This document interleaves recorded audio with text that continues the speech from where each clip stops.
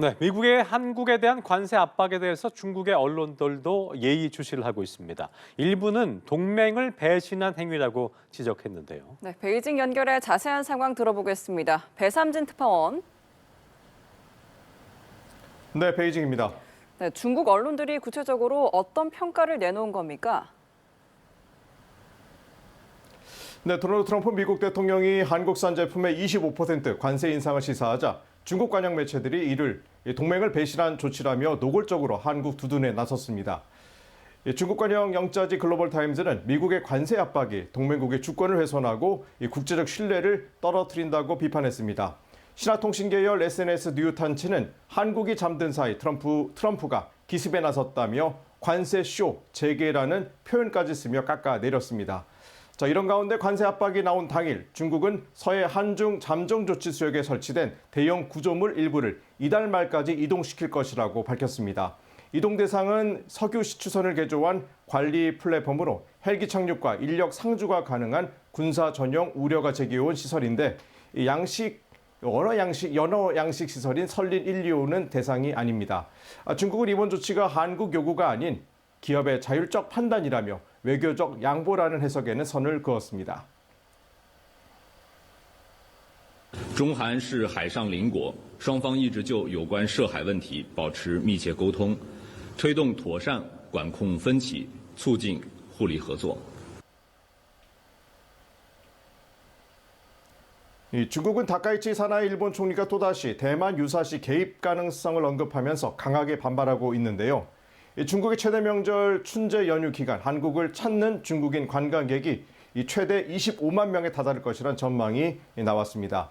중국이 일본 내 테러 위험을 부각하며 방문 자제를 재차 권고한 가운데 한국이 중국인이 가장 여행하고 싶은 여행지 목적지로 떠올라 한중 관계 개선의 가시적 성과란 분석도 나오고 있습니다. 자, 최근 G7 국가의 정상들이 잇따라 방중길에 올랐거나 오를 예정인데 이렇게 줄을 지어서 중국을 방문한 이유 뭐라고 봐야겠습니까?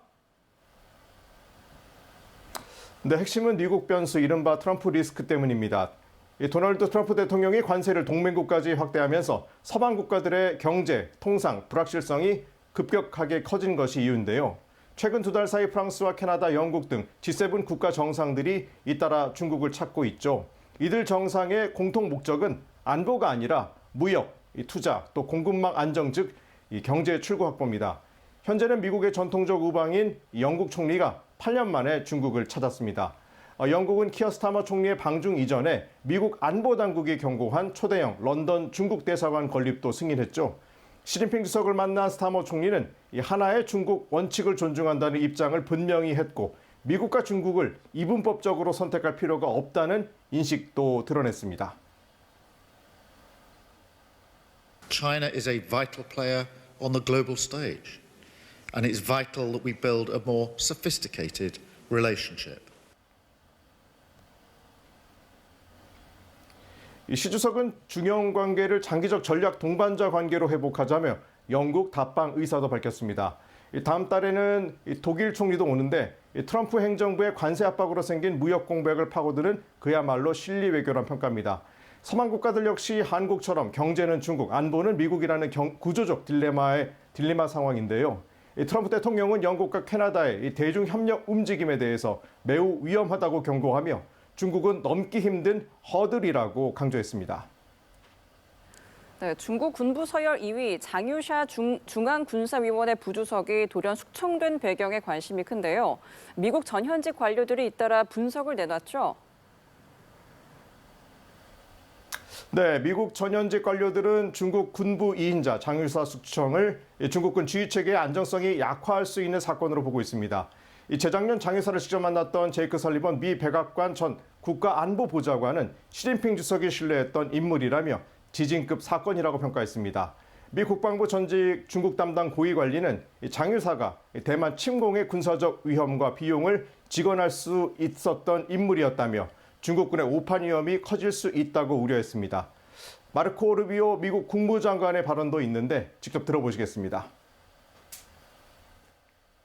The situation on Taiwan is a G legacy project that he's made very clear that that's what he intends to do. And that's going to be irrespective of anything that happens in the world. 뭘 그래?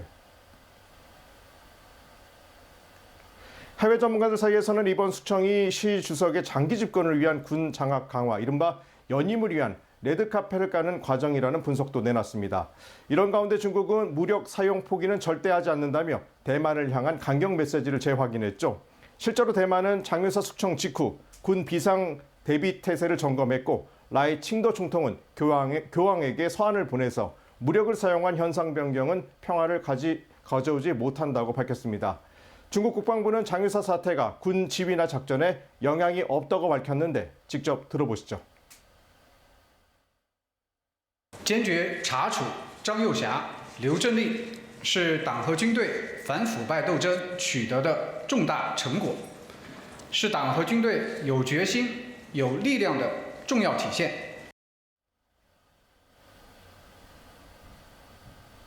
중국 내부에서는 장유사 사태 이후 군에서는 전군 정치 정훈을, 관 조직에서는 반부패 청렴회의를 잇따라 열며 내부 규율과 통제 강화에 나서고 있습니다. 자, 이런 가운데 젠슨 황 엔비디아 CEO가 올해 처음으로 중국을 방문했습니다. 상하이와 베이징에서 서민 행보로 친근함을 보였다고 하던데 때마침 중국 정부가 엔비디아의 고성능 AI 칩인 H200 칩 수입을 허가했다면서요. 네, 상하이 재래시장에서 과일과 간식을 직접 사고 이 상인들에게 홍바오를 건네며 사진을 찍는 젠슨황 엔비디아 CEO의 이 서민적 행보가 중국 SNS에서 화제가 되고 있습니다.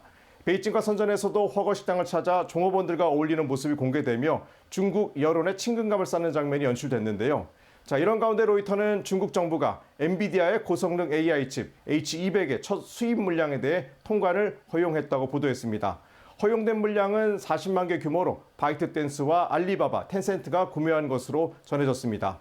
H200의 개당 가격은 약 3만 달러 안팎으로 알려졌으며 이 40만 개의 기준 총액은 약 120억 달러, 우리 돈 16조 원 수준으로 추산됩니다. 앞서 트럼프 대통령은 AI 반도체에 25% 관세를 부과하는 포고문에 서명을 했는데 이번 구매의 구체적인 계약 조건에 관심이 모아지고 있습니다.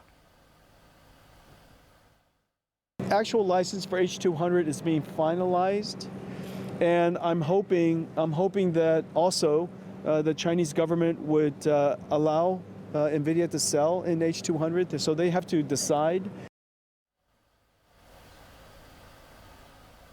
자, 이번 통관 허용 배경에는 자국산 AI 칩만으로는 대형 언어 모델 수요를 단기간에 감당하기 어렵다는 현실적 판단이 깔린 것으로 풀이됩니다.